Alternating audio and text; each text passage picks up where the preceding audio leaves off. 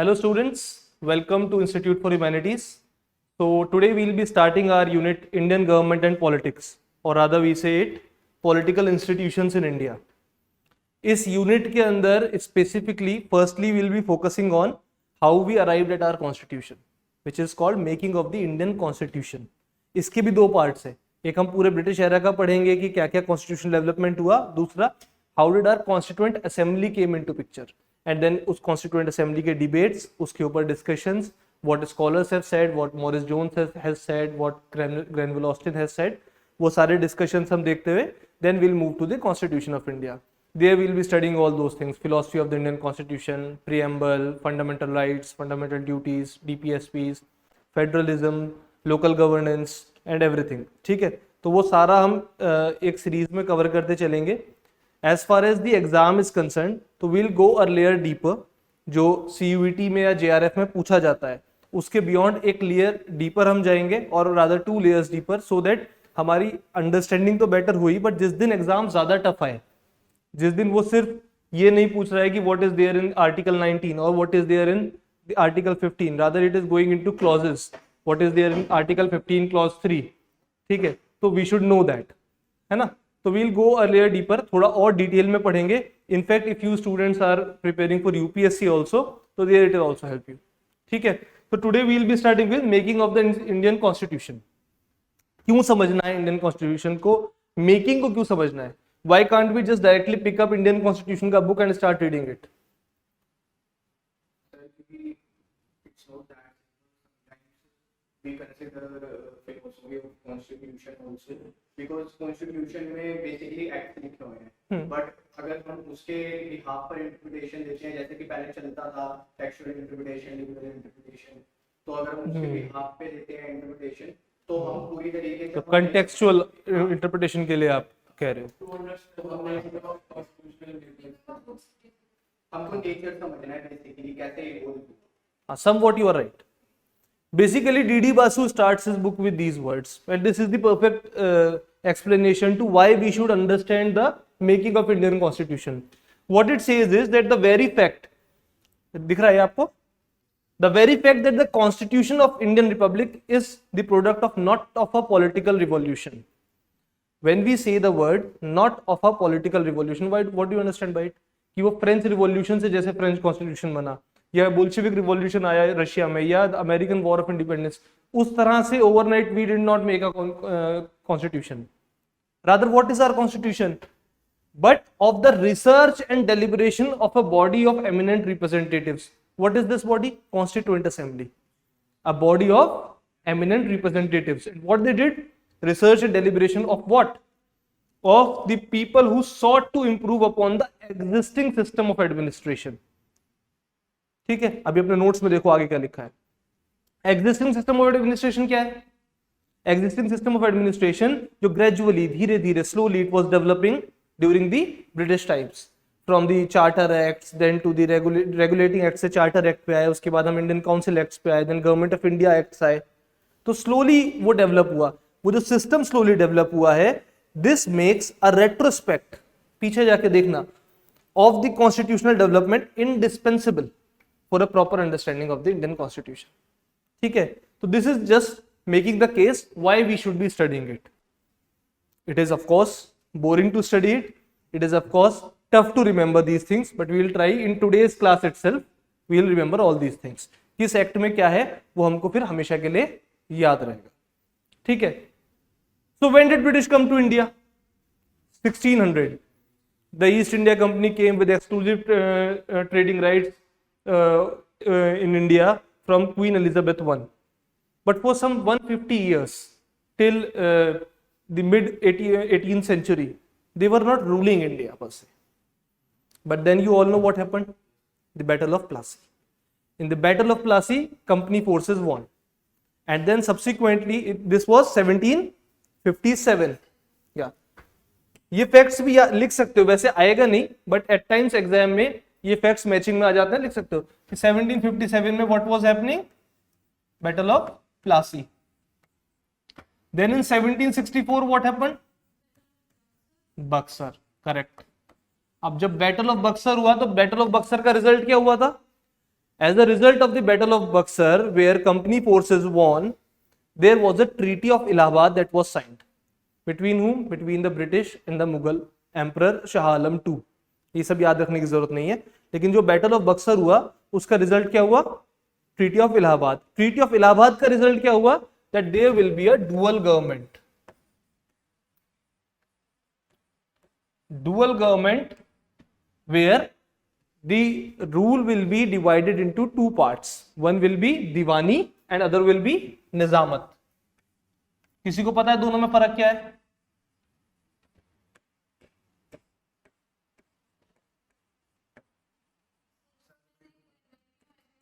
इसमें से एक रेवेन्यू, ये ठीक है, इसमें से एक रेवेन्यू है, वो एक कौन सा है?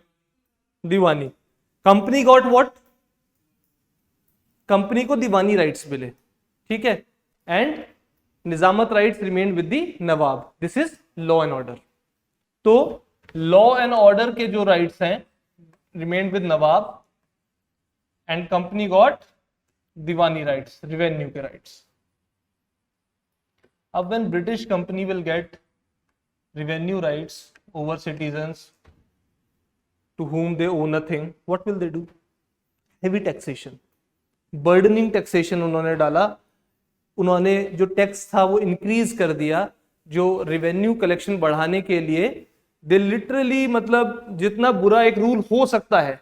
This was period from 1765 to 72, famously also known as Robert Clive का रूल का time, because the dual government was established by Robert Clive. लिख सकते हो, लिखना है तो, इसमें नहीं लिखा होगा नोट्स में. सो ये रूल के टाइम पे इट इज सेड कि company rule was so bad, and then Bengal famine was also happening during this period only in 1770s. And Bengal famine happened, millions of people died, and as a result there was a huge resentment against the EIC, east India company. East India company, अभी हमको ये समझना है government कौन है, company कौन है. British crown अलग है, कंपनी अलग है. ये डिफरेंस अगर नहीं समझोगे, ये एक्ट्स क्यों याद नहीं होते?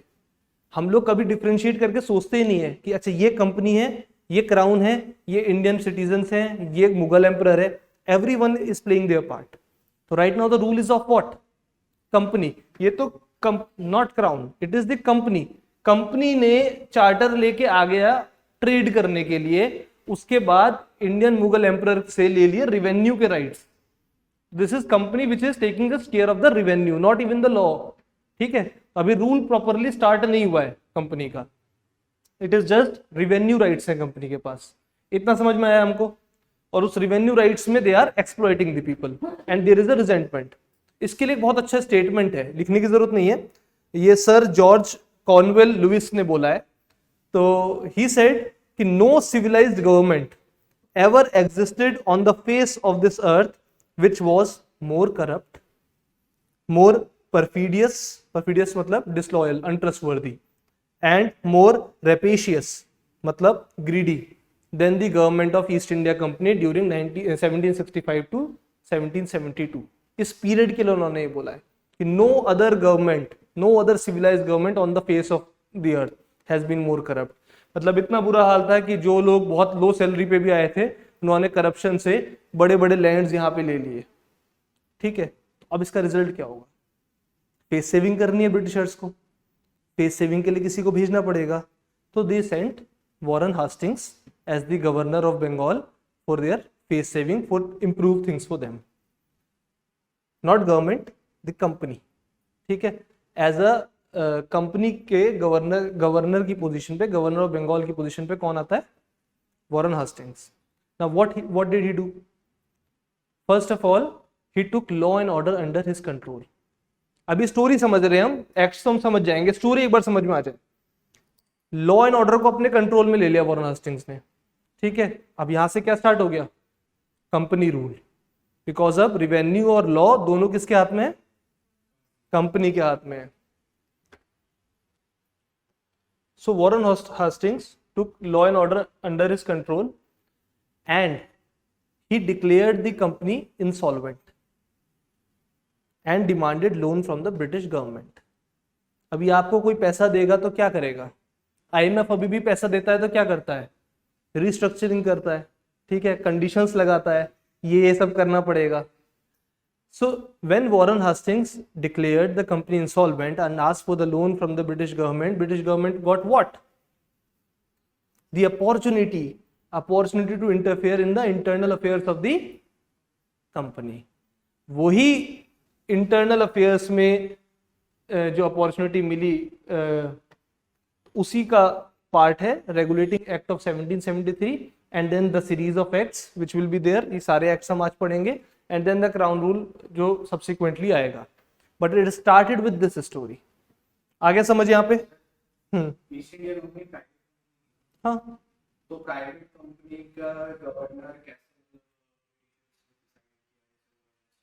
नहीं, कंपनी ने भेजा ना. रिजेंटमेंट था against East India Company in Britain, तो it he was sent by the company itself because there was a resentment against the company.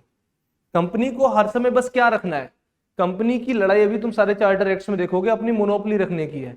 अभी कंपनी के पास मोनोपोली है टू ट्रेड इन इंडिया, उसको वो मेंटेन रखना है. अगर there will be huge resentment तो गवर्नमेंट तो कभी भी कह देगी कि नहीं. तो उसने वॉरेन हास्टिंग्स को भेजा एंड हमेशा लॉबिंग होती है किसी भी, आज भी कुछ भी होता है तो देयर इज ऑलवेज लॉबिंग. तो हमेशा तुम देखोगे थ्रू आउट वाइसरॉयज का पीरियड भी कि there will be one good viceroy, there will be one bad viceroy.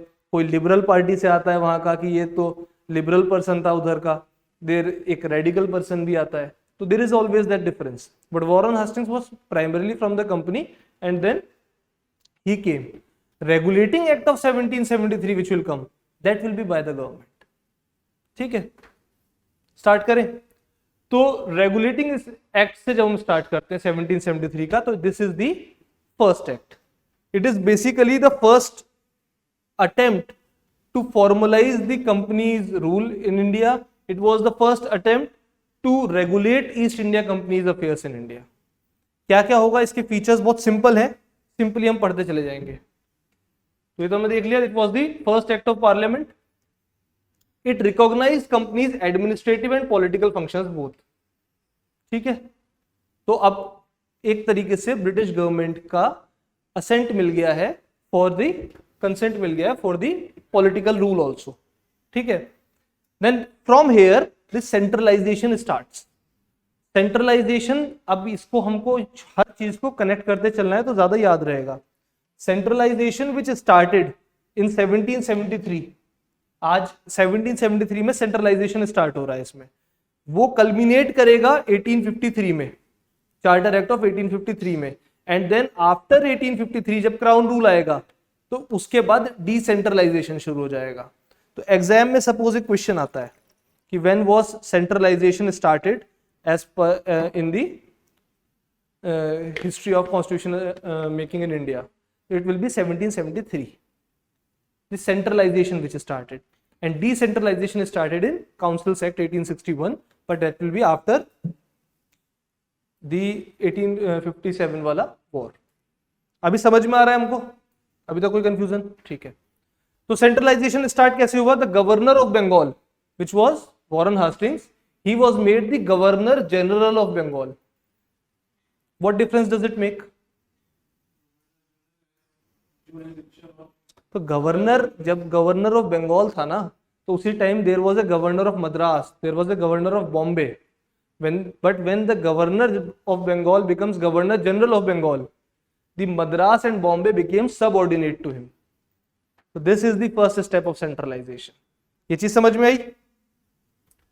Then a Supreme Court of Calcutta was established at Calcutta was established in 1774. There was a council of 4 people that was made. ठीक है, next page पे होगा. एक 4 member council बनाया गया, and this 4 member council had voting power and everything will be decided with what? Majority. लिखा है notes में कि काउंसिल का कोई भी डिसीजन होगा मेजोरिटी से होगा, and governor only had a casting vote. Casting vote क्या होता है, पढ़ा होगा आप लोगों ने. जब 4 लोग हैं तो there will always be situation when there will be 2-2, then comes the casting vote. जब डेडलॉक हो जाएगा, जब इक्वल नंबर ऑफ वोट्स होंगे, तो the next will be the casting vote. अभी यहाँ कुछ प्रॉब्लम नजर आ रही है किसी को? इसमें किसी को कोई प्रॉब्लम नजर आ रही है? अकाउंटेबिलिटी किसकी है? गवर्नर जनरल की है। अकाउंटेबिलिटी वॉरेन हेस्टिंग्स की है। डिसीजन कौन ले रहा है? काउंसिल ले रहा है। This is one problem. कहीं भी ऐसा नहीं लिखा है कि governor general can override the decision of the council, he just has a casting. ठीक है। Then we have there will be no bribes no trade. Simple है। क्या हुआ था अभी वॉरेन हेस्टिंग्स के आने से पहले? लूट मची हुई थी, वो लूट खत्म करनी है, तो भाई कोई भी प्राइवेट ट्रेड नहीं करेंगे servants of the company. They will not accept even gifts from the natives and from other people. तो ब्राइब्स, गिफ्ट्स, प्रेजेंट्स, ये सब एक्सेप्ट करना was not allowed. And then the court of directors will submit report of revenue, military, civil expenditure, everything to London. So that is something very basic. 1773 समझ आया क्या regulate किया हमने? नहीं भूलेंगे अब हम। Quick recap. पहला रिकॉग्निशन हो गया एडमिनिस्ट्रेटिव पॉलिटिकल फंक्शंस का। Governor of Bengal became governor general of Bengal. Who was that person? First governor general Warren Hastings. ये याद रहेगा। वॉरेन हेस्टिंग्स के बाद हमने उसको हुआ 4 मेंबर की एक काउंसिल हुई जिसमें he had only what? Casting vote. Casting vote उसके पास था खाली। तो इससे प्रॉब्लम क्या हो सकती है फ्यूचर में? अकाउंटेबिलिटी उसकी है लेकिन डिसीजन कोई और ले रहा है। Simple, private trade was not allowed. 1773 act done and dusted. ठीक है। इसके बाद 1780s में देयर विल बी 3 एक्ट्स। तो चार्टर एक्ट शुरू होने से पहले 3 एक्ट्स आते हैं। Open ignored, open people do not understand why is the need of these 3 acts, और ये क्या एक्ट्स हैं? तो पहला एक्ट को हम कहते हैं अमेंडिंग एक्ट, या हम इसको एक्ट ऑफ सेटलमेंट या इवन डिक्लेरेटरी एक्ट भी कहते हैं। क्या है ये एक्ट? क्यों आया था? तो 1773 act made some confusions. It created the supreme court at Calcutta. And judiciary की और एग्जीक्यूटिव की तो हमेशा झगड़ा रहता है। सुप्रीम कोर्ट ऑफ कैलकाटा को लगा कि बस हम ही बॉस हैं, तो उन्होंने क्या करना स्टार्ट किया? They started to interfere with company's works. They started to interfere in the financial administration, the revenue administration, the military administration, हर चीज में वो इन्वॉल्व होने लगे। सो सिंपल अमेंडिंग एक्ट का सिंपल काम एक ही है बस। Amending act will only talk about वो जो सुप्रीम कोर्ट है और जो एग्जीक्यूटिव है उसके बीच में जो डिफरेंसेस हैं, जो डिफरेंस क्रिएट हुए हैं उसके ऊपर। What will be? First, governor general and it's council will B exempted from supreme court jurisdiction for their official acts. समझ में आ रहा है? कॉन्फ्लिक्ट खत्म किया जा रहा है यहाँ पे। कोई कंफ्यूजन है? Panshul, you are looking lost. They are excluded for anything they do as per their official duty. समझ रहे हो? ज्यूरिसडिक्शन जो भी करे, अगर उनके काउंसिल के अंदर कोई प्रॉब्लम है तो ब्रिटिश पार्लियामेंट देखे कि काउंसिल के अंदर क्या प्रॉब्लम है। Court will not do. अब ये इसकी बात नहीं हो रही है कि काउंसिल के इंटरनल मैटर्स जो है कि 4 लोग बैठ के डिसीजन ले रहे हैं उसका jurisdiction, but council takes decisions, council executes functions, governor general takes daily activities, functions, decisions. And suppose you are a native of Kolkata and you went to the Supreme Court of Calcutta that I do not like what executive council is taking the decision, and then court calls you, this is not allowed. The British government clearly said in amending act, no, they are excluded from the jurisdiction. And what is excluded? Whatever they are doing in official act. जैसे आज की date में आज इस चीज को continue देखते हो, president of India whatever they do, governor whatever they do as part of their official acts, it is exempted. Similarly, Supreme Court's jurisdiction was enhanced to all the inhabitants of Calcutta. All the inhabitants also includes natives, but those natives had their different personal laws also. ठीक है, कौन से laws? Hindu laws, Mohammedan law. तो उसमें court को बोला गया that they will administer personal laws. Exam में क्या क्वेश्चन आ सकता है? अच्छा, टू योर सरप्राइज मैं बता दूं कि 1858 तक के जितने एक्ट्स हैं उनसे क्वेश्चंस आता नहीं है। शौक के लिए पढ़ लो, लेकिन बहुत रेयर चांस है कि इसमें से क्वेश्चन आता है। ठीक है, जितने क्वेश्चंस हम पीछे प्रैक्टिस भी करेंगे अभी, जितने पीवाईक्यूज हम देखेंगे, mostly are from the time after 1858, but you should know this, ठीक है, as a student of political science you should know this, और एग्जाम के लिए भी आपको ये पता होना चाहिए, ठीक है मनोज, ठीक है। Then the revenue matters will be excluded from supreme court, revenue में कोई दखलंदाजी नहीं चलेगी, ठीक है, सिंपल है। And whatever the appeals there will be from provincial courts, they will go to governor general in council, not the supreme court. तो किसकी सुप्रीमेसी स्टैब्लिश करी गई? गवर्नर जनरल काउंसिल की, ठीक है। तो when there will be provincial courts, Madras, Bombay and even provincial courts in Calcutta region, उनकी appeal supreme court जाएगी, ठीक है, उनकी अपील सुप्रीम कोर्ट जाएगी। This was the situation, but this act says कि नहीं, this will not happen, they will go to governor general in council, not to the supreme court, ठीक है। और rather governor general in council जो है, they can take up any matter from the provincial court, it's not supreme court to interfere in that. अभी भी समझ नहीं आया? और एक और एग्जांपल दूं कि जैसे कि हाई कोर्ट का कोई डिसीजन है, वो सुप्रीम कोर्ट के पास ना जाकर सीधे मोदी जी खुद देख ले, क्योंकि governor general of Bengal is looking after governor of Madras also and governor of Bombay also. जो प्रोविंशियल रूल सारा है उसको देख रहा है। सुप्रीम कोर्ट को स्टैब्लिश किया गया है, बट वो supreme court is not today's modern day supreme court की जुडिशरी इज सुप्रीम। रूल किसका है? कंपनी का है। कंपनी के रूल को कौन हेड कर रहा है? गवर्नर जनरल, उसका काउंसिल, ठीक है। जैसे अभी पीछे हमने एक डिस्कशन किया था कि प्रॉब्लम कहां पर है कि गवर्नर जनरल को नहीं मिल रही है ऑटोनॉमी।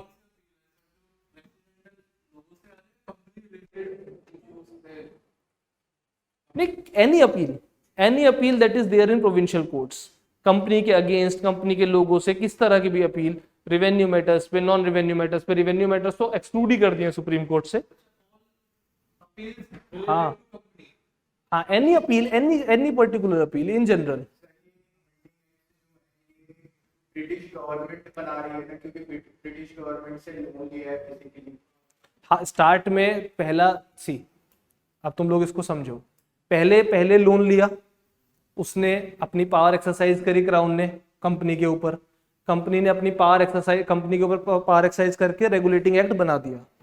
अब उसके आगे ऐसा नहीं है कि ब्रिटिश गवर्नमेंट को लोन ही देना पड़ेगा to regulate company. Company is a British company, ठीक है। Government can make any law and government can control it. British of those eras huge power, ठीक है, इट्स इंटरनेशनल सुपर पावर, तो they can decide what ever they want. तो वो बता रहे हैं कि कैसे रूल चलेगा, रेगुलेटिंग एक्ट से रेगुलेट कर दिया है। अब रेगुलेट होने के बाद whatever how the rule will function, they will do it. Amending act is just for some clarifications in the 1773 act. वो 73 एक्ट के अंदर सुप्रीम कोर्ट बनाया गया था, उस सुप्रीम कोर्ट के फंक्शंस को क्लैरिफिकेशन दिया जा रहा है, ठीक है। इसके बियॉन्ड नहीं जाना है, इसके बियॉन्ड समझने की जरूरत नहीं है, ठीक है। Then comes the next act, the Pitt's India act. अभी पिट्स इंडिया एक्ट क्या है? कंट्रोल इंक्रीज करना है और क्लैरिटी लेके आनी है, ठीक है। We need to have clarity कि किस तरह से फंक्शन विल वर्क। क्या लिखा है इसमें? It distinguish the commercial and political functions of the company. For the commercial functions we will be having now court of directors, and for the political functions we will be having अब political functions क्या होते हैं? Civil, revenue, military functions, सारे functions. अब ये जो functions हैं, इसमें हमने एक बोर्ड ऑफ कंट्रोल बना दिया जो कि अपॉइंटेड बाय द किंग और तब का पार्लियामेंट सेम है। तो क्या हो गया? हमने पार्लियामेंट्री कंट्रोल दे दिया सारे पॉलिटिकल फंक्शंस पे of the company in India. ये पिट्स इंडिया एक्ट से हमको समझ में आ रहा है कि पिट्स इंडिया एक्ट में हमने पार्लियामेंट्री कंट्रोल दे दिया। देन गवर्नर जनरल का जो काउंसिल है, गवर्नर जनरल की पावर्स बढ़ाई गई और उसके काउंसिल के नंबर ऑफ मेंबर्स को 4 से कर दिया गया 3। There will be 3 members now in governor general council. अब ये चीजें हम याद रखेंगे। 4 कब किया था? 73 में। पिट्स में क्या किया? 3 कर दिए, पावर इंक्रीज कर दी, and for the first time the company's possessions in India were called British possessions in India. Control बढ़ाया जा रहा है, ठीक है। सर ये कमर्शियल, एक बार मेरे को कमर्शियल फंक्शन बताना क्या होता है? कंपनी, बिजनेस, धंधा। कॉमर्शियल फंक्शंस क्या होंगे? कंपनी ट्रेड करने आई है, असली काम तो वो वही कर रही थी, ये तो रूल करने लगी है पॉलिटिकली। रेवेन्यू दो तरह का होता है, एक होता है कि कंपनी बिजनेस से रेवेन्यू जनरेट कर रही है, और एक रेवेन्यू होता है एग्जैक्टली टैक्स से, वो पॉलिटिकल फंक्शन है, ठीक है। दोनों अलग हैं। अभी कंपनी मिक्स थी, अब ये सिमिलरली अब तुम समझो कि कितना बड़ा प्रॉब्लम है कि टैक्स भी वही ले रहा है और प्रॉफिट्स भी वही जनरेट कर रहा है, तो वो सेपरेट कर दिया। ये कॉमर्शियल एक्टिविटीज करेंगे, ये पॉलिटिकल एक्टिविटीज करेंगे। अभी अंडरस्टूड है? Then came the boss lord Cornwallis. He had to come to India, but at times जब कोई बहुत पावरफुल आदमी होता है, जब किसी के पास एडमिनिस्ट्रेटिव क्वालिटीज बहुत अच्छी होती हैं, तो those people comes with their own conditions. He said I won't go to India until 2 conditions are resolved. तो जो स्टार्टिंग में प्रॉब्लम हमने देखी थी, तो he said that these are my 2 conditions. I want the power to override the council's decisions. Also, I'll myself be the commander in chief. ठीक है, these were his 2 conditions and these were accepted. तो इसके लिए there was a different act of 1786. इसको आप Cornwallis के नाम से भी याद कर सकते हो, ठीक है।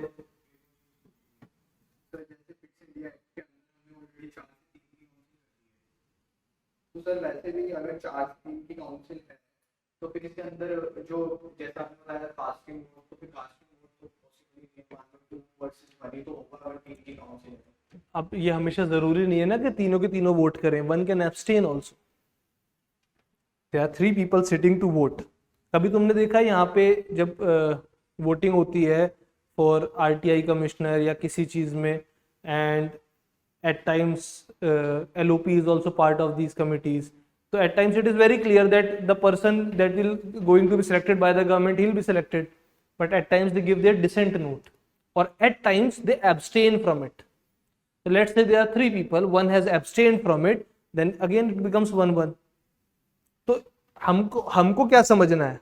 हमको इस पूरे प्रोसेस में अपने माइंडसेट को क्लियर कर लो कि समझना क्या है। समझना ये है, क्या यहाँ पे कास्टिंग वोट छीना गया है गवर्नर से? नहीं छीना गया है। दिया कहाँ गया था कास्टिंग वोट? 73 में। बस इतना याद रखना है। इसके बियॉन्ड एग्जाम में कंफ्यूज हो गए, कोई पॉइंट नहीं है। कास्टिंग वोट है गवर्नर के पास, अब वो यूज हो या ना हो, नन ऑफ आवर कंसर्न, ठीक है। कॉर्नवालिस समझ आ गया? कॉर्नवालिस भाई साहब की 2 डिमांड समझ में आ गई। आगे बढ़ जाते हैं। इसके बाद there will be a series of acts. Series of acts what? The Charter Acts. Charter Act of 1793, 1813, 1833 and 1853. ये याद होते हैं? नहीं होते हैं।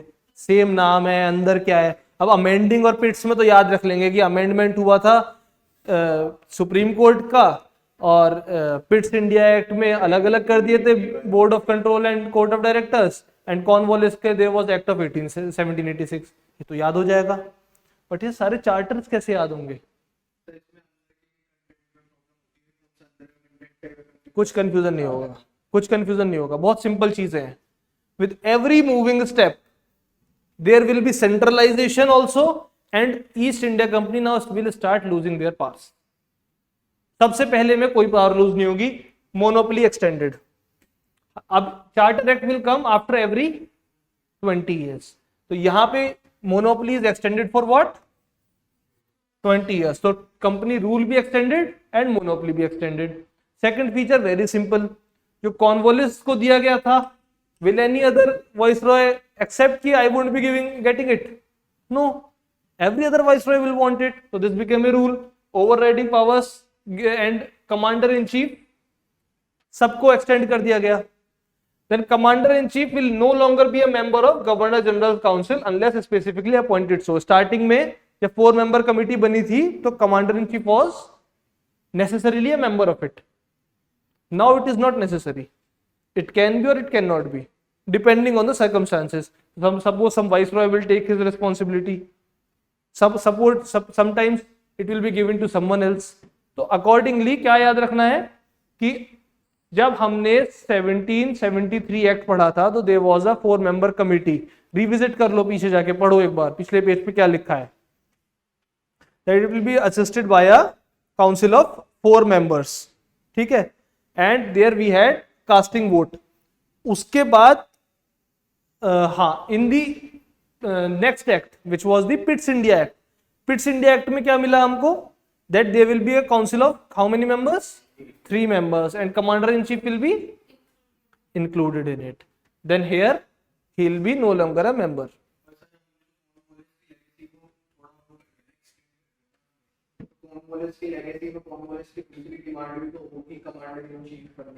हाँ, लेकिन it is not necessary ना कि everyone will want to become commander in chief.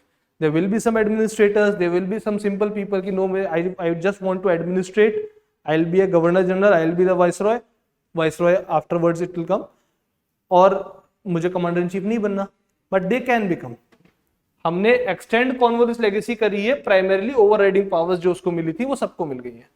Governor general council का कोई भी decision can be overridden by the governor general. Then there is a greater central control. अब इसका कोई इन डेप्थ मीनिंग नहीं है, सिंपल बात है कि जो प्रेसिडेंसीज हैं ऑफ मद्रास एंड बॉम्बे 73 में दे वर मेड सबऑर्डिनेट, उसके ऊपर कंट्रोल बढ़ा दिया गया है. ठीक है, सेंट्रलाइजेशन ट्रेंड्स है वो बढ़ते ही रहेंगे. ठीक है, then the salary of the board of control. अब ये हमको ध्यान से देखना है. बोर्ड ऑफ कंट्रोल कौन सा वाला था? कॉमर्शियल वाला था, पॉलिटिकल वाला था? पॉलिटिकल. हाँ, तो ये पॉलिटिकल जो काम हो रहा है इसकी जो सैलरी है it will be drawn from Indian revenues. अब बाहर से नहीं आएगी, इंडिया में ही रिवेन्यू लिए जा रहे हैं वो, it will be given by Indian revenues only. Understood? No confusion? Then there will be a continuity in the centralization trends यहां से आगे तक. सिंपल है? कुछ कंफ्यूजन? याद रहेगा या पहले की तरह ऐसा रहेगा कि याद नहीं होता ये वाला? है पहले खुद पढ़ा था? ठीक है, नहीं ये शुभ्रा मैम के नोट से पढ़ो अब. ठीक है, तो then comes the charter act of 1813. 1813 में क्या हुआ है? उससे पहले क्या हो रहा था? 1813 के टाइम्स में क्या हो रहा था? Wellesley was using the policy of territorial expansion.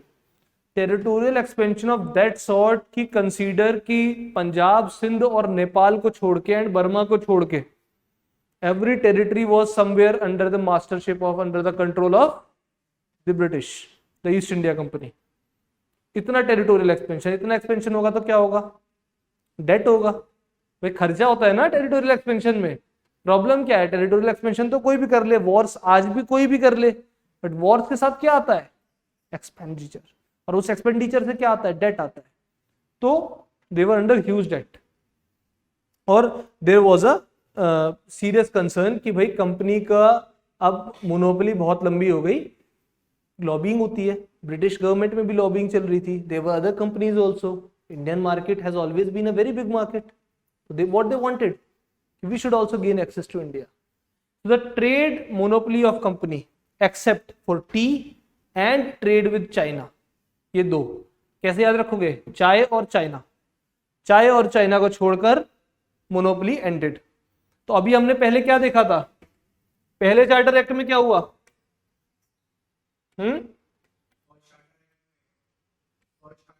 20 year के लिए एक्सटेंड. अब यहां से 20 ईयर के लिए क्या हुआ है? सिर्फ tea and trade with China उसके लिए एक्सटेंड हुआ है, बाकी खत्म. Then sovereignty of crown. What they again said is that British crown is the sovereign. ठीक है, या असर्शन हुआ है, जैसे पहले बोला ब्रिटिश पोजेशंस हैं, आगे भी बोलेंगे it is the assertions. Then missionaries were allowed. Western education के लिए there was a some allocated. इसके लिए टर्म यूज किया गया for religious and educational purposes. 1 lakh rupees will be given. ठीक है, 1 लाख रुपए. कभी एग्जाम में आ सकता है कितने रुपए? तो 1 लाख रुपए. लेकिन this was for western education promote की गई थी। अभी हम देखेंगे मैकॉले ने कैसे 1833 के बाद वो किया। Then there will be a power to tax. Local governments will be authorized to levy taxes on persons, and also they will be empowered to punish those who won't be able to do it. तो explicitly इन्होंने allow कर दिया to tax local governments को। ठीक है, ये समझ में आया, मोनोपोली समझ में आ गई यहाँ पे, और टैक्सेशन की पावर मिली है एक्सप्लिसिटली, पावर टू पनिश मिला है एक्सप्लिसिटली, सोवरेनिटी को आगे बढ़ाया है, मिशनरीज को अलाउ किया है, एंड एजुकेशन के लिए 1 लाख रुपए का फंड दिया है। 1813 हम भूलेंगे,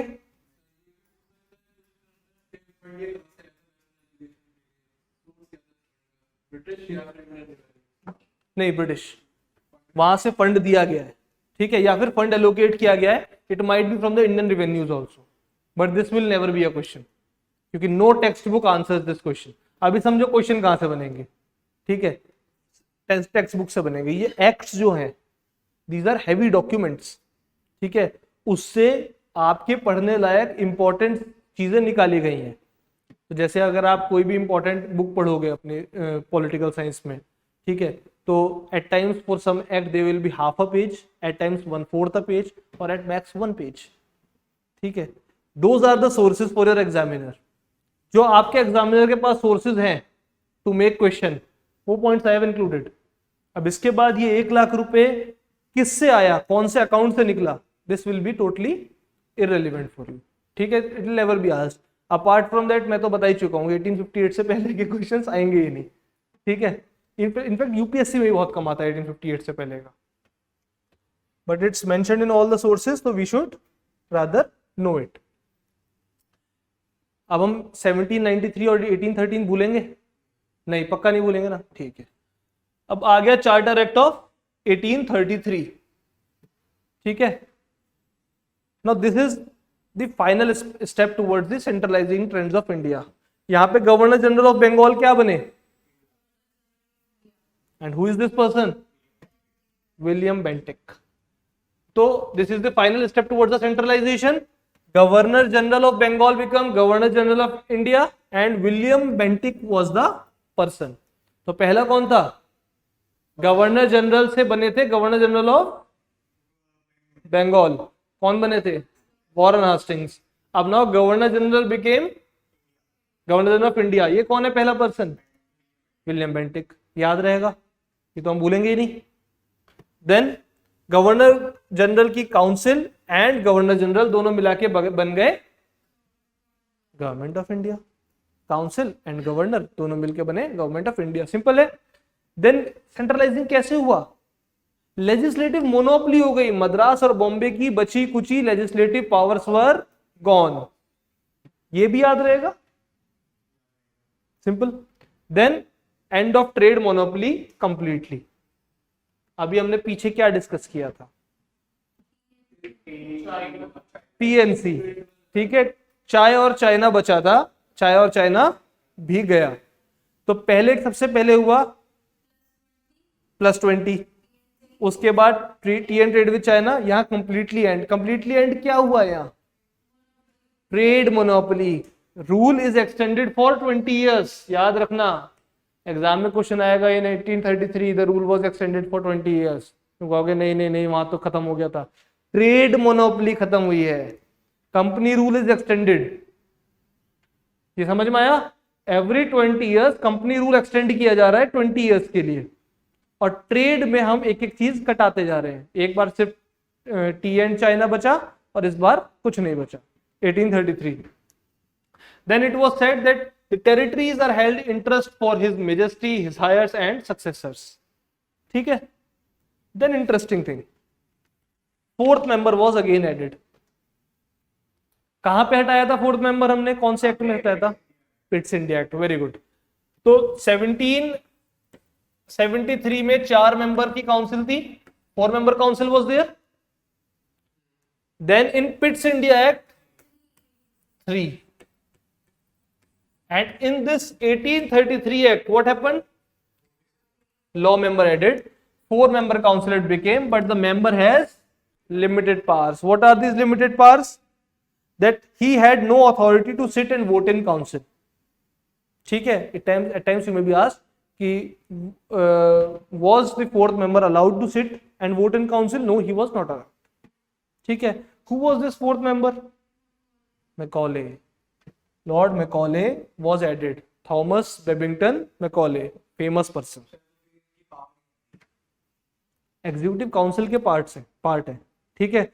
लॉ के ऊपर he will be making certain things, but जब council will be taking a decision, उस डिसीजन में he will not sit, he will not vote, but apart from that he is a part of the council. ठीक है, जब Indians भी associate होना start होंगे तो ऐसे ही होंगे. He was somewhat Advani. ठीक है, अभी समझ में आया. तो मैकॉले ने बहुत सारी चीजें करी हैं. मैकॉले के बारे में थोड़ा बहुत you can understand. So Macaulay also establish law commission because he was added as a law member.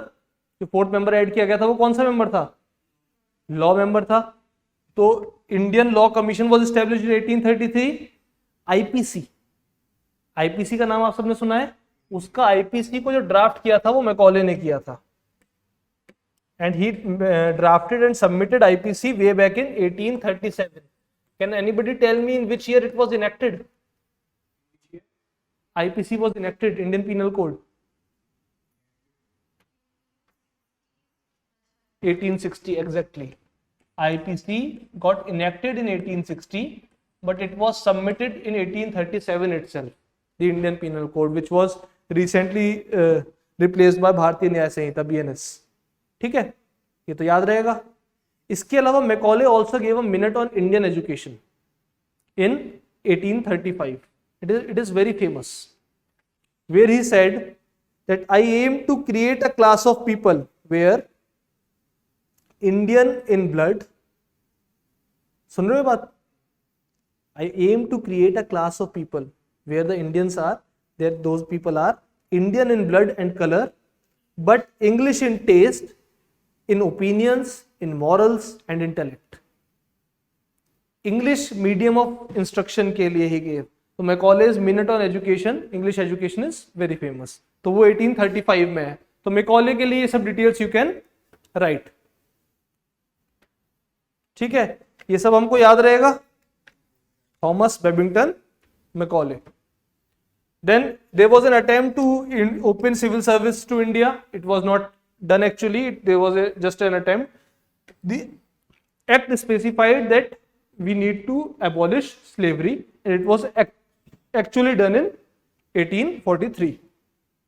This is understood? Any confusion? ठीक है, अभी तक क्या समझ में आया? We have studied 1773 का रेगुलेटिंग एक्ट, रेगुलेशन हो गया. Then उस रेगुलेटिंग एक्ट के अंदर देयर वर सम कंफ्यूजन्स. ठीक है, with regarding the supreme court के, तो उसके लिए अमेंडिंग एक्ट करा. Then board of control and court of directors establish करने के लिए, पॉलिटिकल एंड एडमिनिस्ट्रेटिव पावर्स को डिवाइड करने के लिए we had the Pitt's India act. Pitt's India act के बाद वी हैड कॉर्नवालिस के लिए act of 1786. Then we have first charter act, Charter Act of 1793, where the company rule and monopoly was extended for 20 years. Then in 1813, what happened? The rule was extended and trade was limited to tea and trade with China. The monopoly was limited to it. Then we have 1833.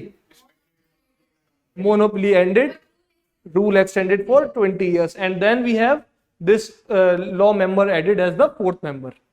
No confusion? इतना तो याद रहेगा. Simple कहानी है. आगे बढ़ते हैं. Then we have the Charter Act of 1853, the last nail in the coffin of the centralizing trends of India. यहाँ पे रूल एक्सटेंडेड, ये वर्ड indefinitely लिखा है, उसको मत समझो. Rather indefinitely we'll use the word the company rule was extended, but the period was not mentioned. मतलब कभी भी खत्म हो सकता है. अब की बार नहीं बोला 20 साल के लिए रूल. तो Britishers were also sensing that there is a sense of resentment against the company rule and soon they will have to take over the rule in India. तो the rule was extended but there was no fixed period, तो it could be terminated any time. ठीक है, it was not for 20 years this time. Then the law member became full member. तो अभी पांचुल का concern था कि ये कर क्या रहा है बैठा हुआ, तो 20 साल बाद समझ आया कि कर एक्चुअली क्या रहा है बैठा हुआ लॉ मेंबर। लॉ मेंबर को फुल मेंबर बना दिया गया, he got all the rights. Then it introduce open competition in Indian civil services and there was also Macaulay committee that was appointed for civil services. ये भी याद रखना है, ये this Macaulay is also same Macaulay, कोई अलग Macaulay नहीं है। Then legislature was separated first time.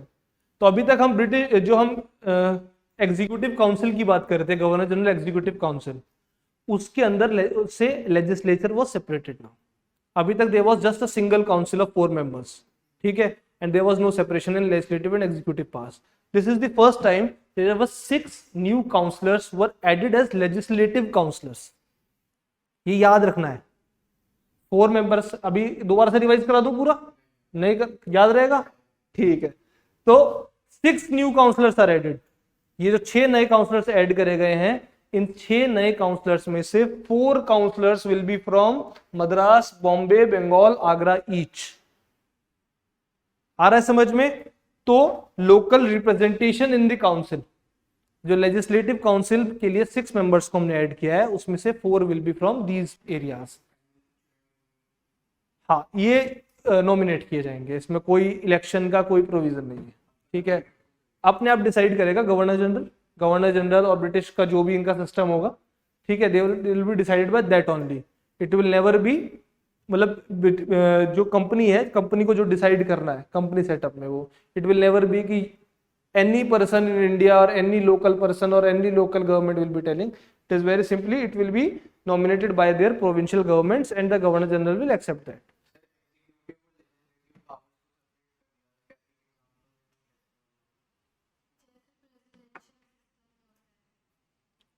More or less that only.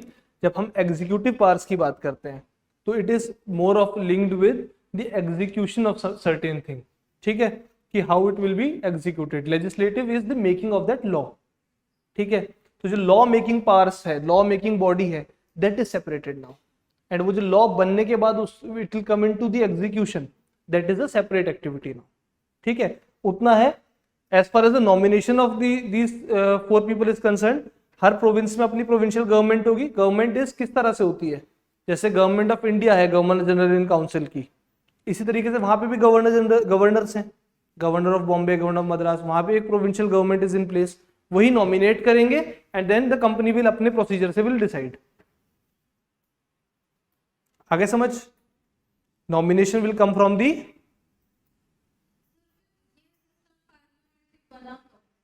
अभी बनेगा, हमने पिछले में पढ़ा, अभी बनेगा। गवर्नर जनरल ऑफ इंडिया बन गया है, वो तो जो लिमिटेड पावर्स थी बाकी प्रोविंसेस की, जैसे मद्रास, तो वो सब भी खत्म हो गई थी।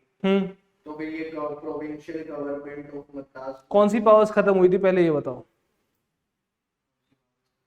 यही चीजें याद रखनी है। लेजिस्लेटिव पावर्स खत्म हुई थी, गवर्नमेंट खत्म, government was not एबोलिश्ड, the legislative powers were done away with.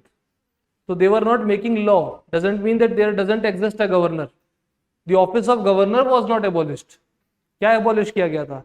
But whenever you are studying polity, be very particular about the exact word that is mentioned. तो वहां legislative power हटाई गई है, government नहीं हटाई गई है।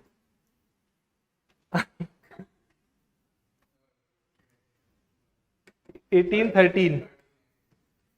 थर्टीन की he is talking about 1813 के अंदर, और रादर हाँ 1833 के अंदर the legislative monopoly where Madras and Bombay lost legislative powers, ठीक है, याद रहेगा? नहीं समझ में आया?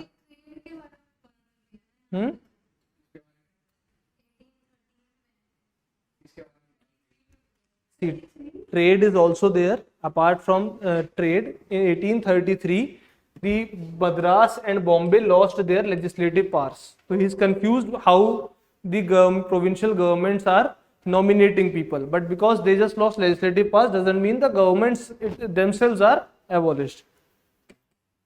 अब ये समझ में आया? क्लियर है? ठीक है, आगे बढ़ते हैं। अब उसके बाद 1853 के एक्ट के बाद क्या होता है बताओ, कोई बताएगा मेरे को क्या हुआ था? तो खूब लड़ी मर्दानी थी वो, झांसी वाली रानी थी। फर्स्ट, हाँ, first war of independence happened, ठीक है। अब first war of independence is also a debate. Some people call it first war of independence, some don't. But let us focus on what actually happened. First war of independence हुआ, but British company could fight, could control their positions, and then came the Queen's proclamation on 1st November 1858.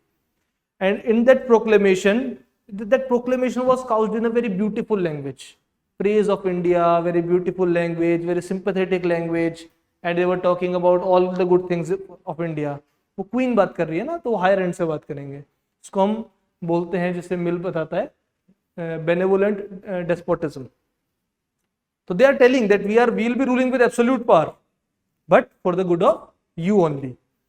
You don't know how the white man's burden exactly. तो वो benevolent despotism का perfect example the queen's proclamation. और उस proclamation के बाद the government of India act आया, जिसको हम the act for good government in India, some people will call it the act for better government in India also. Good government, better government. अब अच्छी बातें हम करना स्टार्ट करेंगे। क्या है इसमें? ये तो बहुत बेसिक एक्ट था 1858 का, तो ठीक है। यहां से we start the ground rule. तो first thing is the abolition of company.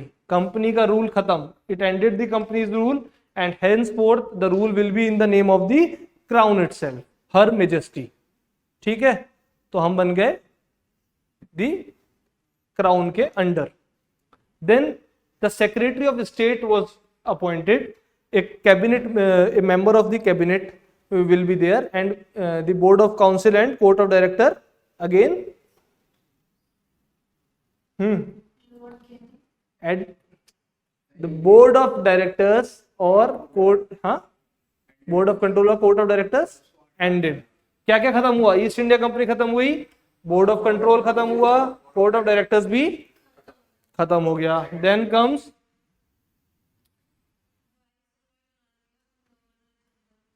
हाँ, this is the confusion, this is the confusion also, and this is what you have to correct in your notes also. Governor general was also called viceroy now, he was not made, तो he will remain governor general।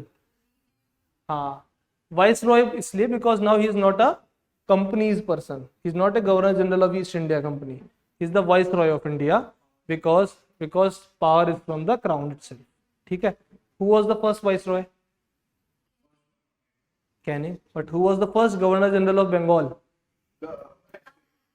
Baron Hastings। And who was the first governor general of India? William Bentinck, ठीक है। तो Warren Hastings first governor general of Bengal, first governor general of India William Bentinck, then first viceroy Lord Canning. Simple, याद रहेगा। Then there will be a council of India 15% to assist secretary of state. Simple है, it will be advisory body. ये याद रखना है, जब बताऊंगा कि council of India is abolished किसी एक्ट में बताऊंगा, तो तब आप लोग बताओगे कि बनी कौन से वाले एक्ट में थी। ये जो काउंसिल ऑफ इंडिया होगा, ये भी नॉमिनेटेड है। अभी कुछ इलेक्शन नहीं है, इलेक्शन जब होगा तो मैं बहुत एक्सप्लिसिटली बताऊंगा। ये तो सब ब्रिटिश गवर्नमेंट की तरफ से नॉमिनेटेड आ रहा है, ठीक है। इलेक्शन का थोड़ा सा भी पॉपुलर ग्रेन होगा तो मैं बताऊंगा कि ये नॉमिनेट हुआ है, ये इलेक्ट हुआ है, वो एग्जैक्टली मैं बताऊंगा। Don't worry about it. ये समझ में आ गया? अभी तक कोई एक्ट है जो याद नहीं रहेगा? कंफ्यूजन तो रहेगा, याद नहीं रहेगा, बताओ। ठीक है, धीरे धीरे। अब 3 काउंसिल्स एक्ट आएंगे, ठीक है। Indian council of act of 1861, then Indian councils act of 1892, and then Indian councils act of 1909। अभी क्या हुआ, अभी तक तो इंडिया के अंदर बैठे हुए गवर्नर जनरल से लोग रिलेट नहीं कर पा रहे थे। अब सेक्रेटरी ऑफ स्टेट लंदन में बैठे हुए हैं, तो और रिजेंटमेंट रहेगा और रिलेशन नहीं हो पाएगा उससे। तो this will be the first step towards decentralisation. This will be the first step towards including Indians, including the popular grain in the government. This will be the first step towards it. तो first will be association of Indians. अब जो legislature है, हम legislature में Indians को attach करेंगे। अभी ये भी ध्यान रखना है कि are we adding people to executive council और लेजिस्लेटिव काउंसिल। एग्जाम में do not get confuse between the two. कभी एग्जाम में क्वेश्चन आया, Raja of Banaras sir Dinkar Rao and Maharaj of Patiala were added to the executive council in 1861, एकदम टिक मार के आओगे, है ना, लेजिस्लेटिव। ये वर्ड याद रखना है कि ये लेजिस्लेटिव काउंसिल में 3 इंडियंस को पहली बार ऐड किया गया था। किस प्रोसेस से ऐड किया गया था? नॉमिनेशन। किसने नॉमिनेट किया? वाइसरॉय ने किया। Lord Canning nominated first 3 Indians to the legislative council. ये याद रहेगा। नाम बताओ जल्दी से। Raja Banaras, sir Dinkar Rao and Maharaja of Patiala. तो इन्होंने ये टॉप ढूंढ के लोग सिलेक्ट कर लिए। Then the people those were added just like when in 1833 a law member was added. Similarly these people do not have any deliberative or representational powers. ठीक है, add हुए हैं as non-official members but they had neither representative powers nor deliberative powers. It's as good as just कि हाँ आपका कुछ representation है, कोई अपना वहां बैठा है, मीडिया को बाइट दे देगा।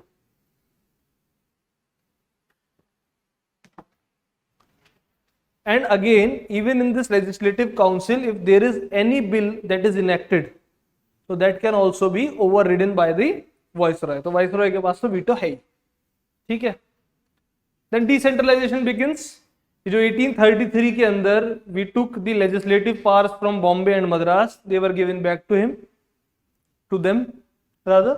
Then there was an ordinance power. अब ये कुछ सुना सुना लग रहा है, आज भी यही है। Issue ordinances for 6 months without council's concurrence. ठीक है। Then rules of business. Viceroy could prepare rules for convenient transaction of business. And then the portfolio system. ये 3 चीजें आज भी हमको दिखती हैं। Portfolio system is again there. ठीक है। There will be a minister for home, minister for labor, minister for हाँ, तो these are portfolios. तो portfolio system को किसने इंट्रोड्यूस किया इंडिया में? Lord Canning. याद रहेगा। So this was the Councils Act of 1861, and then comes the big development in the history of India, that is formation of the Indian National Congress. ठीक है, याद रहेगा। अभी तक जो पढ़ा याद रहेगा। काउंसिल एक्ट समझ आ गया? नहीं आया? आ गया ना। पहले काउंसिल एक्ट में हमने क्या क्या किया? नाम के लिए 3 लोगों को उन्होंने ऐड कर दिया, कह दिया पॉपुलर ग्रेन ऑफ गवर्नमेंट हो गया है। हाँ, लेकिन कोई पावर नहीं है। बॉम्बे और मद्रास की लेजिस्लेटिव पावर्स को उन्होंने वापस दे दिया, plus ordinance making power viceroy के पास हो गई, वाइसरॉय के पास वीटो हो गया, ठीक है। एंड रूल्स ऑफ ट्रांजैक्शन जो है वो वाइसरॉय बनाएगा, प्लस एक पोर्टफोलियो सिस्टम इंट्रोड्यूस किया वाइसरॉय ने, लॉर्ड कैनिंग ने। ये सब सिंपल है, याद रहेगा। Again now in 1885 the big development came and the democratic demands came. Indian National Congress, A.O. Hume was the founder. Dinshaw Wacha and Dadabhai Naroji were co-founders, and these people founded the Indian National Congress. और जब ऐसी कोई party बनेगी तो उसका result क्या होगा? अब डेलिबरेटिव पावर्स आ जाएंगी। ऐसे ही याद रखना है। कांग्रेस के बाद जो काउंसिल एक्ट होगा वहां we will get deliberative powers, ठीक है। तो इंडियन काउंसिल एक्ट 1892 में what will happen, that we will be getting deliberative powers. We will be able to discuss the budget. The members now will be able to discuss the budget and ask questions on domestic matters. However, they will be vote नहीं करना है, बातें जितनी करनी है बैठ के कर लो, ठीक है। पूछ लो, क्वेश्चन भी 1-2 पूछना है तो पूछ लो। More or less it's just like this class. You can talk, you can ask questions, but you have no voting rights. तो I'll tell you पबेट कब होगा, ठीक है। Now coming to the representation, तो रिप्रेजेंटेशन उन्होंने सेंटर में भी और प्रोविंसेस में भी किया। And people were added as non official members. ये टर्म याद रखना है, ठीक है। नॉन ऑफिशियल मेंबर्स की तरह से दे वर एडेड। एंड इन अब ये दोनों का प्रोसेस सेम है, इसलिए साथ में बता रहा हूं, ठीक है। जो सेंट्रल लेजिस्लेटिव असेंबली में ऐड हुआ है वो नॉमिनेट किया गया है वाइसरॉय से। तो viceroy will nominate to central assembly and governor will nominate to the provincial councils. Central legislative council में कौन कर रहा है? वाइसरॉय। प्रोविंशियल काउंसिल में कौन कर रहा है? Governor. And on the basis of what they are doing it? On the basis of the nomination. Nomination is based on what? Recommendation of what? Central में there will be recommendation by Bengal chamber of commerce and provincial councils. ठीक है। And बताओ।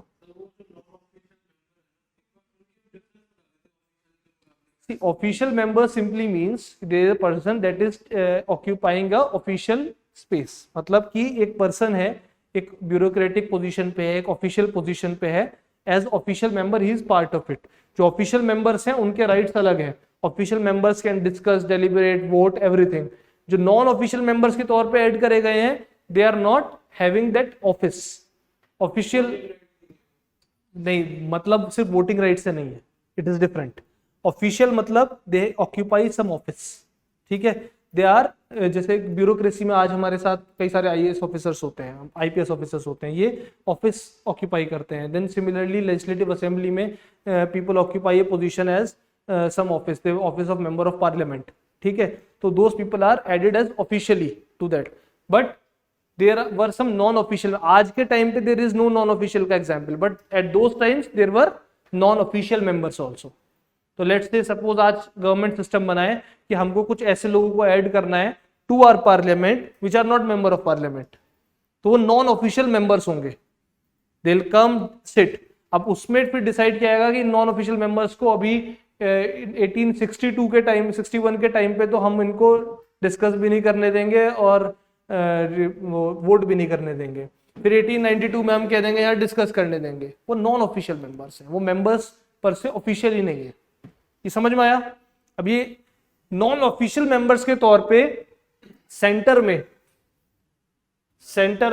Will be adding nominated by viceroy but based on the recommendation of Bengal chamber of commerce and the provincial council itself. लेकिन provincial council जो खुद है वहां nominate कौन कर रहा है? Governor. Recommendation of so many things. हाँ, local bodies, district board, universities, municipalities and what not. ये समझ आ रहा है? क्या है ये? कुछ क्या समझ आ रहा है? इससे क्या हो रहा है अब यहाँ? तुम थोड़ी देर पहले पूछा था समवॉट इलेक्शन इज हैपनिंग। हाँ, kind of indirect election is happening. ठीक है। अभी जो इनडायरेक्ट इलेक्शन हो रहा है इसको आप इलेक्शन बोल रहे हो, but the word election was carefully not mentioned anywhere. हाँ, इट्स रिकमेंडेशन के बेस पे नॉमिनेशन, इलेक्शन वर्ड यूज नहीं किया गया। बट हम इलेक्शन क्यों कह रहे हैं इसको? क्योंकि यूनिवर्सिटी के अंदर एक प्रोसेस बना, यूनिवर्सिटी ने रिकमेंड किया, डिस्ट्रिक्ट बोर्ड ने रिकमेंड किया, रिकमेंडेशन के बेस पे नॉमिनेशन हुआ। तो एक प्रोसेस बना है कि लोकल से इनडायरेक्टली इलेक्ट होके आ रहा है कोई। ठीक है। देन ऑफिशियल मेजॉरिटी जो थी वो सेंटर और प्रोविंशियल लेवल पे दोनों पे मेंटेन की गई। Do you understand official majority now?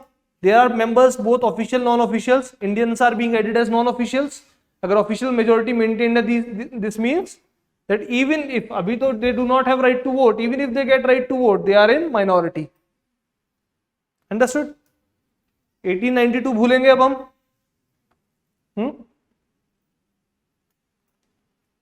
Simple है। 1862 में there were only 3 people added in which council? Legislative Council. ठीक है। And now in 1892 we got again representation at center also and in provincial also, and it is more extensive in nature. We got deliberative powers also, but we did not get right to vote. ठीक है। Similarly, official majority is still with the British. Now come forward. After this, there was partition of Bengal. There was formation of Muslim League.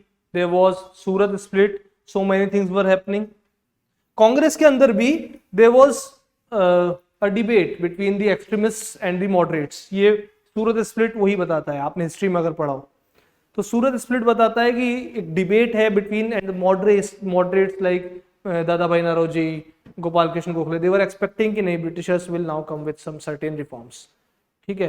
And वो reforms में जो expectation था that was coming loud because British का जो international image था उसके लिए बहुत बड़ा कंसर्न था उस समय।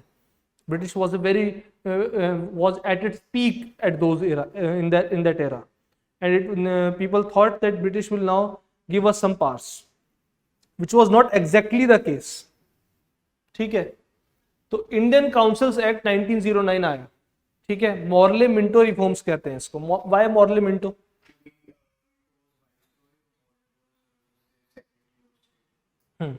ठीक है। Secretary of state was lord Morley and Minto was the viceroy. ये जो सेक्रेटरी ऑफ स्टेट हमेशा क्या होता है, कैबिनेट का एक मेंबर होता है। ये ब्रिटिश की कैबिनेट में एक लिबरल मेंबर था, बिलीवर ऑफ ग्रेजुअल चेंज।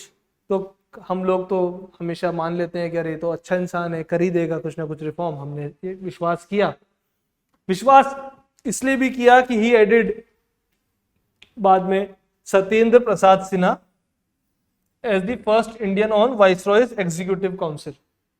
ये भी ऐड हुआ, कौन सा मेंबर? वो लॉ मेंबर। कौन से में, which act added law member, ये बता पाएगा?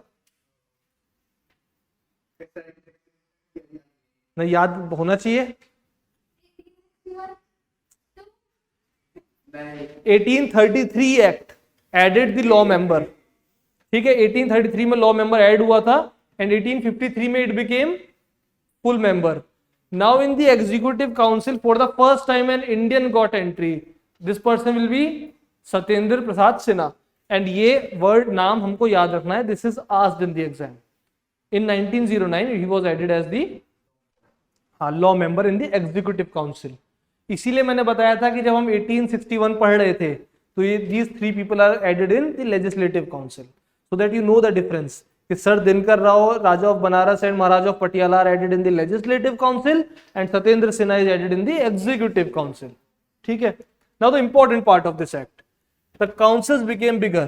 The legislative council both at central and provincial level was increased. Provinces में depending on the provinces we had different numbers, but at central it was increased from 16 member body to 60 member body. Now when it comes to the official majority, it was retained at the center but gone at the provincial level. अभी कुछ समझ में आ रहा है? हाँ, जैसे company rule धीरे धीरे खत्म हुआ था ऐसे ब्रिटिश रूल धीरे धीरे खत्म हो रहा है, ठीक है। फर्स्ट क्या हुआ, 1861 में क्या हुआ, 3 members were added, neither representative pass nor deliberative pass. But 1892 में so many members were added, एक सिस्टम बना। सेंट्रल लेजिस्लेटिव काउंसिल में भी एडेड, प्रोविंशियल लेजिस्लेटिव काउंसिल में भी एडेड, एंड उन काउंसिल्स में जो लोग ऐड किए गए they had deliberative powers but not the right to vote. But here and their official majority was there in both center and the provinces. Here the official majority is there at center but gone at the provincial level. But the seed for the partition was also sown in this act, ठीक है। हाँ, क्योंकि अभी हमने क्या पढ़ा था, Muslim League was established in 1906 and here separate electorate was introduced for the Muslim community. That is why Lord Minto is also called father of communal electorate. deliberative powers increased, people could move resolutions on the budget also, they could ask supplementary questions also, and this could all be done except a few things which will be defense, external affairs and princely states. ये simple है। तो एक तरह से इन्होंने election introduce कर दिया, आ रहा है समझ? somewhat they have tried to introduce an election. जब प्रोविंशियल लेवल पे ऑफिशियल मेजॉरिटी चली गई है, but actually it is never an election till the time we do not get a proper system where we can elect our representatives. We will be studying now in the government of India act कि किस तरह से the election का system will be established in India, ठीक है। अभी 3 council act हमने पढ़े, तीनों काउंसिल एक्ट हम समझ गए। काउंसिल एक्ट में वर्ड काउंसिल यूज होता है, इससे हमको याद रखना है कि इन तीनों काउंसिल एक्ट में primarily it will revolve around the councils of India. सबसे पहला act will be relating to the legislative council. Then the second act will be enlargement of those legislative councils, जिसमें enlargement in the sense कि वो legislative councils के अंदर Indians will be added, and third will be the councils will be made bigger, and in those councils themselves the executive council में first Indian member got added हैं, हाँ सत्येंद्र नाथ सिन्हा, ठीक है, हाँ सत्येंद्र प्रसाद सिन्हा, ठीक है। एग्जाम में ये नहीं आएगा इज इट सत्येंद्र प्रसाद सिन्हा और सत्येंद्र नाथ सिन्हा, हाँ ठीक है। अब इसके बाद क्या हुआ होगा आपके हिसाब से? What was happening after 1909? Gandhi arrived, और अरे वर्ल्ड वॉर हो रही थी भैया, तुम लोग कैसे पॉलिटिकल साइंस के स्टूडेंट्स हो? World war was happening and India से 1.3 million soldiers went to the world war. We supported with personnel, we supported with money, मतलब थी British government but Indian revenue से पैसा गया, मटेरियल गया, यहां से 13 लाख सोल्जर्स गए। तो what will India expect in return? Constitutional concessions. They are expecting कि हमको कुछ कॉन्स्टिट्यूशनल कंसेशंस मिलेंगे। At the same time Gandhi came, there were huge demands in India about constitutional developments. Also 1916 में लखनऊ में Muslim League and Congress got into a pact, ठीक है, हाँ Lucknow pact. And in 1917 there was a huge revolution in Russia. British was afraid that this can happen in India also. This was a scenario where the statement of 1970 came from Montagu, which is called Montagu Declaration of 1917. ये लिखा हुआ नहीं है आपके notes में। Montagu Declaration of 1917 में Montagu कहते हैं the policy of His Majesty's government is gradual development of self-governing institutions in India. This was the first formal acceptance कि they will give a responsible government to us. First formal acceptance थी, but was it actually done? Let us see. So the Government of India Act 1919, इसको हम कहते हैं again Montagu Chelmsford reforms. Montagu was Secretary of State, Chelmsford was Viceroy, ठीक है। अब इसमें कुछ चीजें होती हैं। One is the central versus provincial, तो there will be less central control, relaxation in the central control. How? There will be division of central and provincial subjects, but they are delegated, not federal. क्या समझते हो इस word से?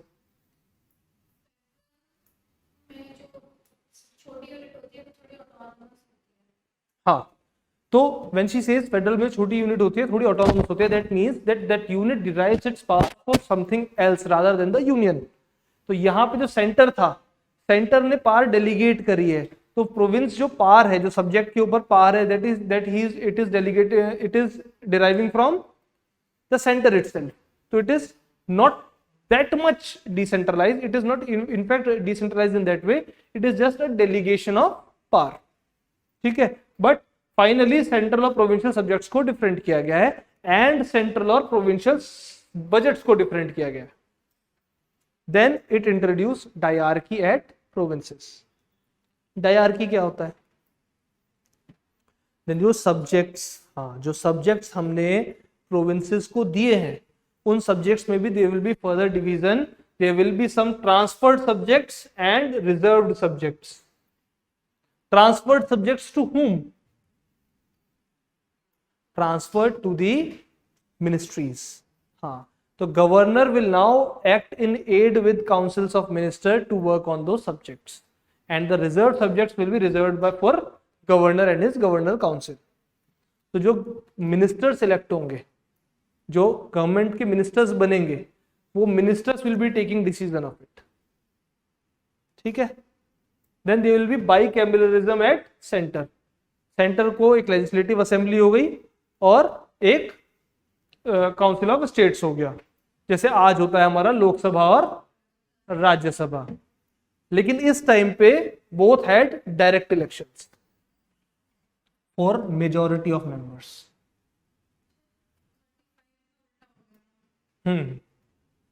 जो जो आज का प्रेजेंट सिचुएशन है उसका भी उल्टा। हाँ ठीक है। And then viceroy's executive council will be of 6 members and it will definitely have 3 Indians. तो अभी एग्जीक्यूटिव काउंसिल में इससे पिछले एक्ट में 10 साल पहले क्या था 1909 में 1909 में executive council Satyendra Prasad Sinha only 1 Indian but now ठीक है दे will be 3 Indians in the 6 member council plus commander in chief. There will be more separate electorates, 6 Christians, Anglo-Indians, Europeans will be added. ठीक है, and there will be Central Public Service Commission. It was established in 1926 on the recommendation of what? Lee Commission. ठीक है, इसमें और भी points हैं. There will be reservation for backward classes in Madras and nomination in Madras province. Also, a office of High Commissioner of India was established. अभी office क्या करेगा? कुछ पास ले लेगा secretary of state. Secretary of state की somewhat functions were limited and the office was somewhat weakened. Exam में question अगर ऐसा आता है कि secretary of states powers were reduced in 1919 government of India act, तो it is true. Then it proposed to establish Chamber of Princes, which is also called Narendra Mandal. ठीक है, it's Narendra Mandal. ठीक है, Chamber of Princes. And then it provided for a statutory commission after 10 years. कौन सा होगा ये commission? Simon commission. 10 साल बाद एक कमीशन बनना है which will review the working of this act. ठीक है, बट इस एक्ट के ऊपर बात क्या करी गई? Annie Besant said unworthy to be offered, unworthy to be accepted. ठीक है, Bal Gangadhar Tilak said a sun without morning. And then Muddiman committee was established in 1924 under sir Alexander Muddiman. He said that this act was unworkable. ठीक है, तो बातें बहुत बड़ी बड़ी करी गई इसमें, बट कुछ एग्जैक्टली दिया नहीं गया. ये समझ में आया? कोई कंफ्यूजन है किसी को?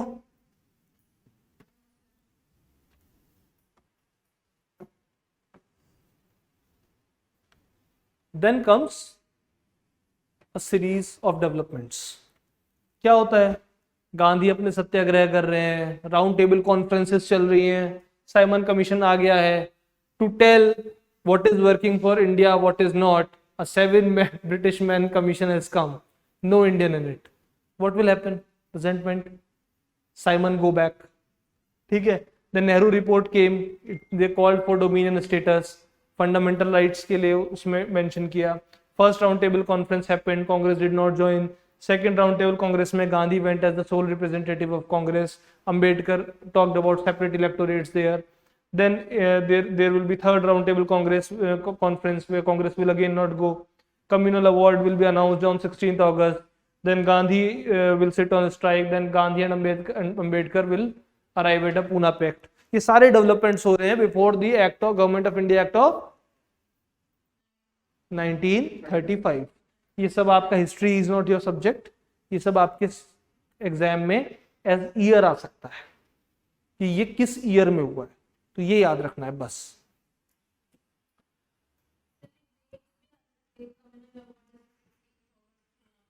आनी तो नहीं चाहिए, नहीं आएगी वैसे. ठीक है. The next is the government of India act 1935. ठीक है, अभी लास्ट एक्ट है विच वील बी स्टडिंग टुडे. और अभी तक कोई चीज हो जो समझ ना आई हो? अभी लग रहा है कि एक्ट याद करना मुश्किल है, रिकॉल नहीं हो पा रहा है. अभी रिवाइज कर लेंगे सारे. इसमें अभी और भी डिटेल्स होती है. जो भी आपने लिखा है इतना ही इनफ है पेपर के लिए. इतना इनफ है, इतने से पूरा पेपर सॉल्व हो जाएगा. ठीक है, इसके बियॉन्ड मत जाना. ठीक है, इसके बियॉन्ड जाओगे तो परेशान हो जाओगे. In fact this topic is not that much asked in the exam. जितना पूछा गया है वो मैं बता दूंगा। एनटीए ने डिफरेंट एग्जाम्स में जितना पूछा है मैं सारा बता दूंगा, सीयूईटी, जेआरएफ और असिस्टेंट प्रोफेसर के एग्जाम्स में भी जहाँ जहाँ पूछा गया है मैं अभी आपको दिखाऊंगा। But this topic is not much asked, but start तो करना पड़ेगा, समझना तो पड़ेगा। यहाँ से पूछा क्या जाएगा, फंडामेंटल राइट्स पूछे जाएंगे, प्रियम्बल पूछा जाएगा, बार बार पूछा जाएगा, डीपीएसपी बार बार पूछा जाएगा।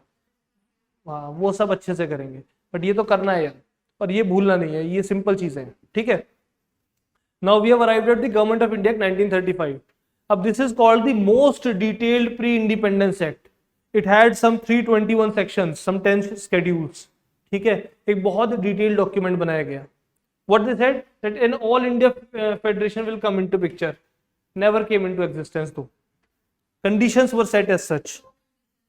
हाँ तो वो मैंने यहाँ इसलिए मेंशन नहीं किया, it will not be asked, ठीक है, क्योंकि बहुत डिटेल में मैं जाऊंगा इसके अंदर, it will not be required.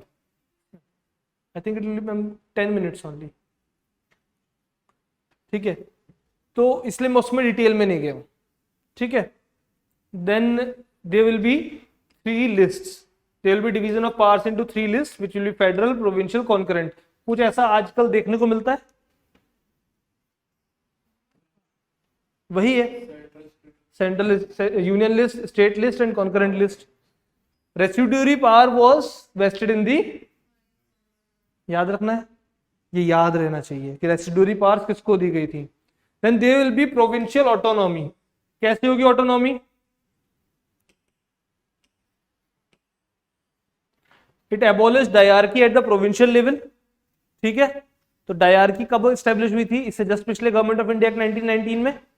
तो प्रोविंशियल लेवल पे they ended the dyarchy, but legislative powers जो थी अब now are divided in union and state provinces, and divided in a way that provinces now derive their powers from what? From the British crown itself. It is no longer from the union. तो ये powers delegate नहीं हो रही हैं central से, crown से आ रही है पावर सीधे. तो subjects are divided in such a manner. Then governor will act on the advice of ministers, but governor act had some discretionary powers. तो प्रोविंस जो है वो समवॉट ऑटोनॉमस बनने की तरफ चली गई according to this federal setup, which actually could not come into picture, but 35 act talks about it, ठीक है. Then there will be dyarchy at centre. तो पहले प्रोविंसेस में डायरकी लाई गई, फिर डायरकी हटा के पूरा प्रोविंशियल रूल ऑटोनॉमस किया गया. उस ऑटोनॉमस रूल के अंदर गवर्नर के पास डिस्क्रिशनरी पावर्स बस रही, ठीक है. अब डायरकी सेंटर पे लाई गई है. It also never came into existence, but it was mention कि there will be some reserve subjects, some transferred subjects in the similar manner. Then bicameralism, it was in 1919 act in provinces, in central. But now in the 1935 act, bicameralism came into 6 out of 11 provinces. अभी क्या हम याद रखेंगे? Exam में वो पूछ लेगा dyarchy, bicameralism, ठीक है. Centre, provinces. सेंटर में डायरकी कौन से एक्ट में आई? 35. सेंटर में बाइकैमरलिज्म कौन से में आया? 19. प्रोविंसेस में डायरकी कौन से? 19 में. एंड बाइकैमरलिज्म याद रहेगा, ऐसे याद रखना, बस इसी को ऐसी चार्ट बना लेना, याद रखना एग्जाम के टाइम पे, ठीक है. Then there after we had other things also. The Council of India was abolished. कौन से एक्ट में आया था council of India?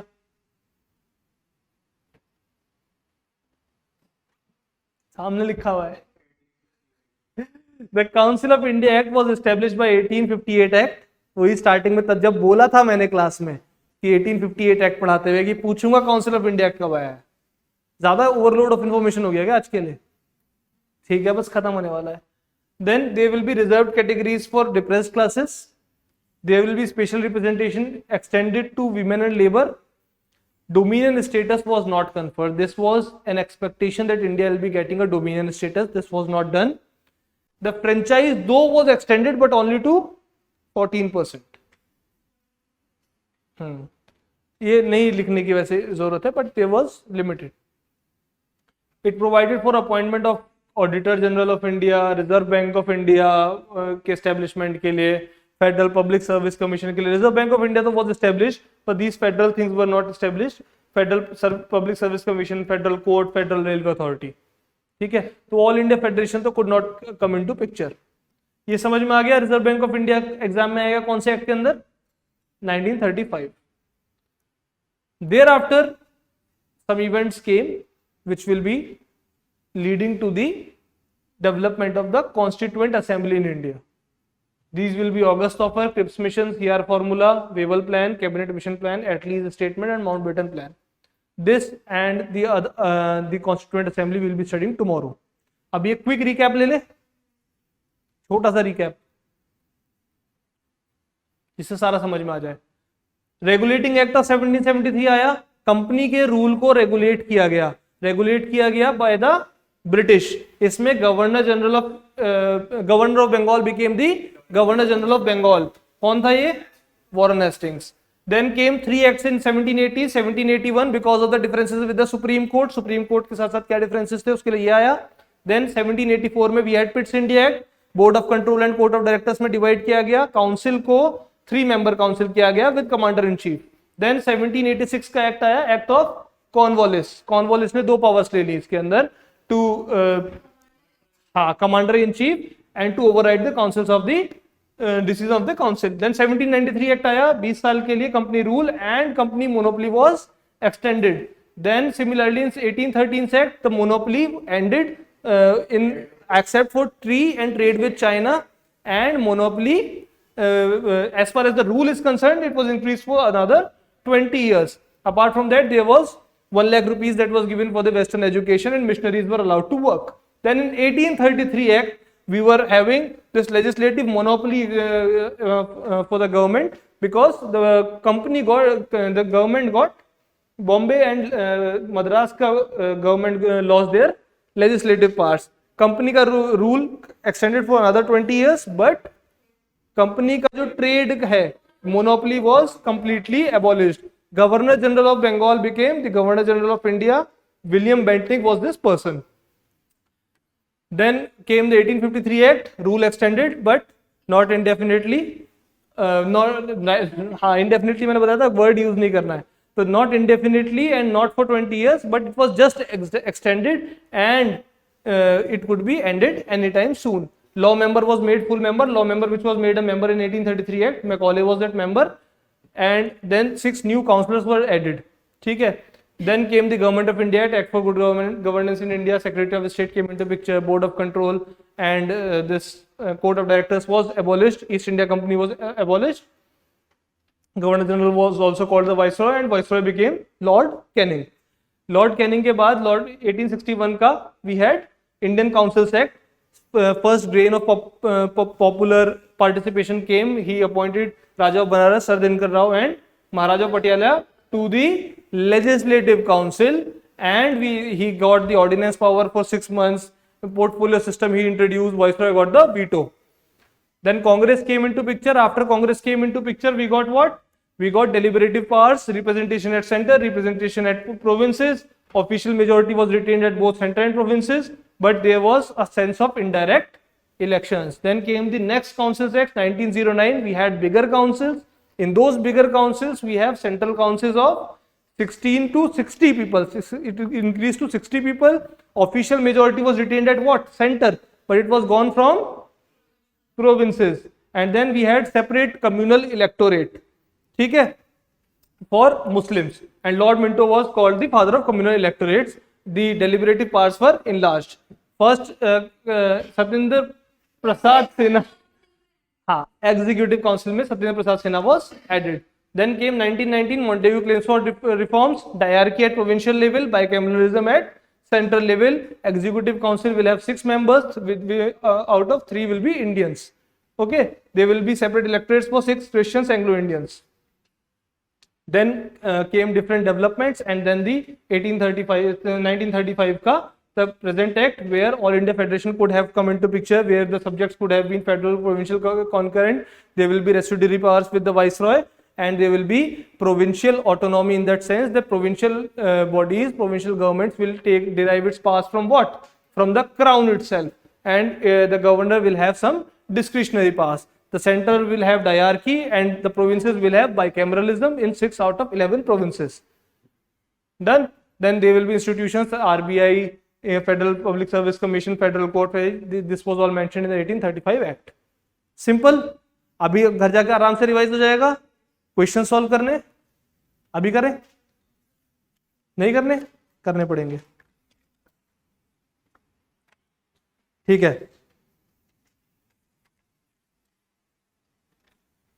First question. तो हेयर मैं सीधा सीधा आंसर बताता चलता हूं, है ना. मॉरले मिंटो रिफॉर्म्स कब हुए? 1909. Next evented Montagu Chelmsford reforms 1919. Simon commission 1927 and then Cripps mission 1942. तो आंसर विल बी बी. ठीक है. Then separate electorate was given provided by which act? Correct, 1909. Which act created federal court in India? 1935. ठीक है. Then 6 got a special electorate in which act? 1919. Because Muslims got in 1909. हमें ऐसे याद रखना है, पहले 1909 में Muslims, then 1919 में 6. Then assertion reason. Bulk of the provisions of the Constitution of India were adopted from Government of India Act 1935. True or false? ठीक है. Second statement. Congress Party passed a resolution adopting Government of India Act of 1935 as the basis of the Constitution. True or false? False. ऐसा कोई resolution नहीं है कि 1935 का Act basis बनाएगा. In fact, objective resolution was passed, which was made by Pandit Jawaharlal Nehru. वो हम बाद में पढ़ेंगे. But this was not passed, so A is true, R is false. C is the answer. Now the next question. In which of the following acts the provincial subjects were divided into transferred and reserved subjects? 1919. ठीक है, Indian Councils Act 1919. Now the next question. Which of the following state, कौन सा question है आपका next? Government of India are not true. ठीक है. First statement. In 6 of the provinces legislator was bicameral. True है. तो 1 को हटाओगे, कौन से ऑप्शंस बचेंगे? बस बी और सी. कौन सा स्टेटमेंट का डिफरेंस है? Third. What is the statement? Second तो गलत हो गया, ऑब्वियस हो गया. The governor general had the power to make permanent acts but not. हाँ, थर्ड इज रॉन्ग. वाइसरॉय की पास थी. थर्ड हटाते आपको आंसर मिल गया. Answer is C. घर जाके मैच कीजिएगा जो जो पढ़ा है उससे. Second, third, fourth and fifth चारों स्टेटमेंट्स आर रॉन्ग. ठीक है. Eighth. Which of the following acts abolish the dyarchy system?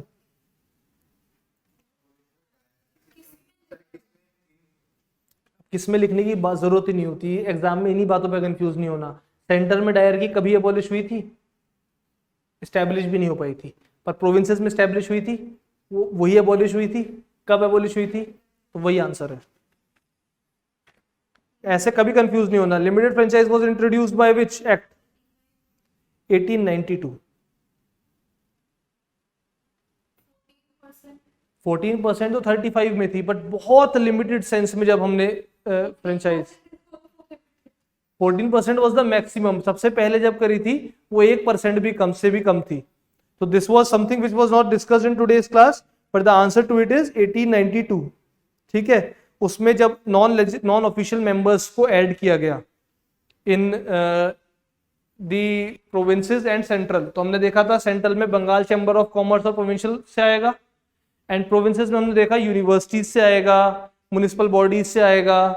तो वो जो यूनिवर्सिटीज और म्युनिसिपल बॉडीज में who will be selecting, who will be nominating, तो उसके लिए बहुत लिमिटेड फ्रेंचाइज था ऑन द बेसिस ऑफ लिख लो प्रॉपर्टी एंड एजुकेशन. ठीक है. तो वो 1892 से स्टार्ट होता है. ठीक है. Then match the following. B. तो emergence of Muslim League 1906, Lucknow Pact 1916, Motilal Nehru Report 1928, what remains is two nation theory 1940, Jinnah gave. ठीक है.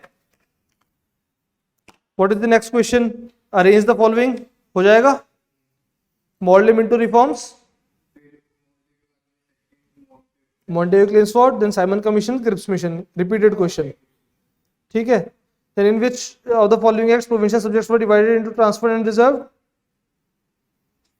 I think ये repetition है question ना. कौन से में हुआ था जल्दी बताओ. 1919.